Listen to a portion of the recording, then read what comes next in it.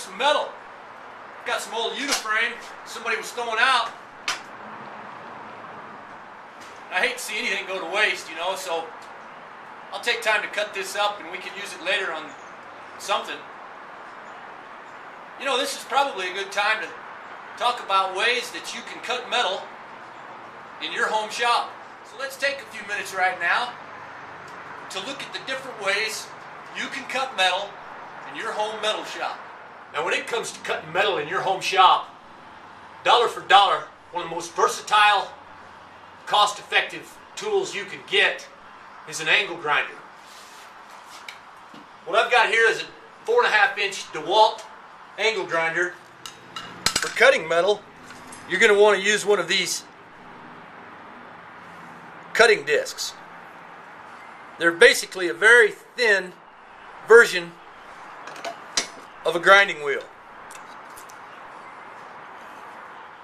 Let's take a look at some of the ways you can use this.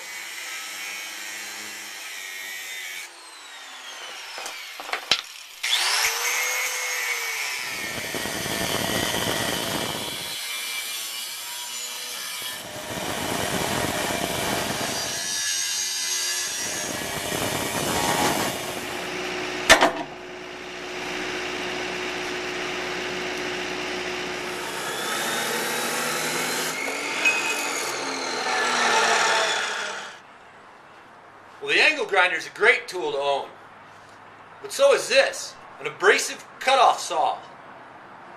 Let's take a closer look. What we have here is a Ryobi 14-inch cut-off saw. You've got a cut-off wheel, 14-inch wheel. It's a bigger version of this wheel, 14 inches.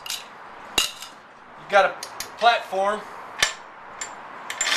to insert your metal. You know, one of the nice things about a saw like this is if you've got a lot of stock to cut and you're not really concerned about a real clean cut, maybe if you're doing concrete work, something like that with rebar, you can put a whole bunch in here at once. And just going to cut the ends off of these to get a nice clean cut. So you throw them in here, crank that down, get some tension on it, and proceed.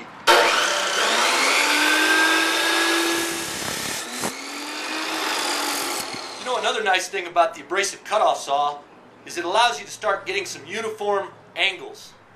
Here.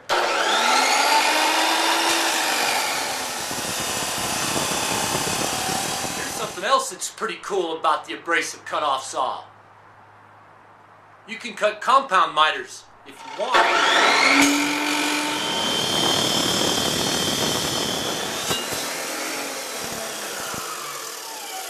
Well, let's face it, cutting with an abrasive cut-off saw or a cut-off disc on your angle grinder is great, but you know it's not very precise.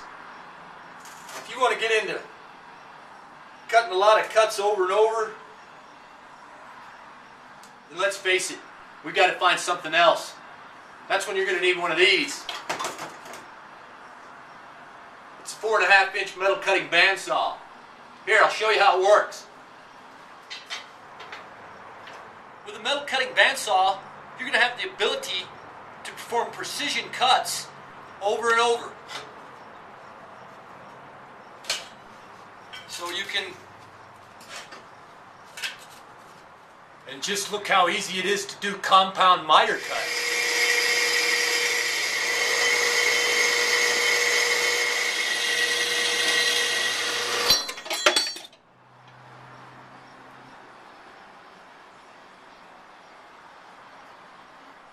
Alright, so maybe you're not cutting rebar or tubing, and you've got something a little lighter.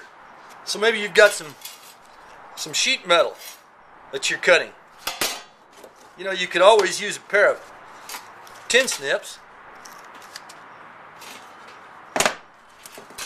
What we've got here is an 18-gauge Milwaukee sheet metal shear. Here, I'll show you how it works.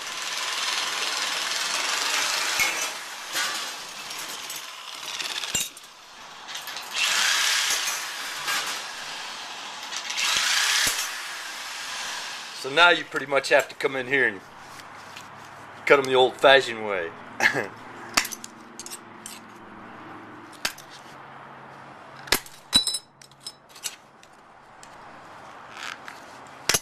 So we talked about the angle grinder, the abrasive cut-off saw,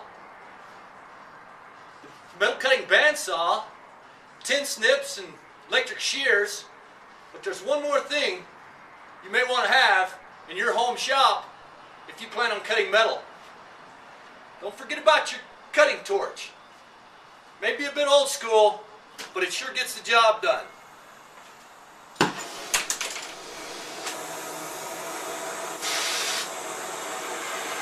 Here, I'll show you how it works. What we have here is an Oxy-Acetylene cutting torch. And if you're cutting anything 1/4 inch or larger, you're probably going to want to have one of these around. Here, I'll show you how it works.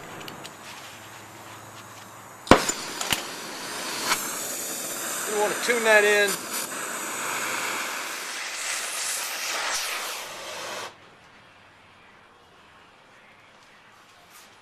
Well, that about covers it. Remember, if you're cutting anything in your home shop, I don't care if it's metal, wood, plastic, you name it, be sure to wear your safety goggles. Thanks for stopping by. This has been Mitchell Dillman, the Online Carpenter. We'll see you next time.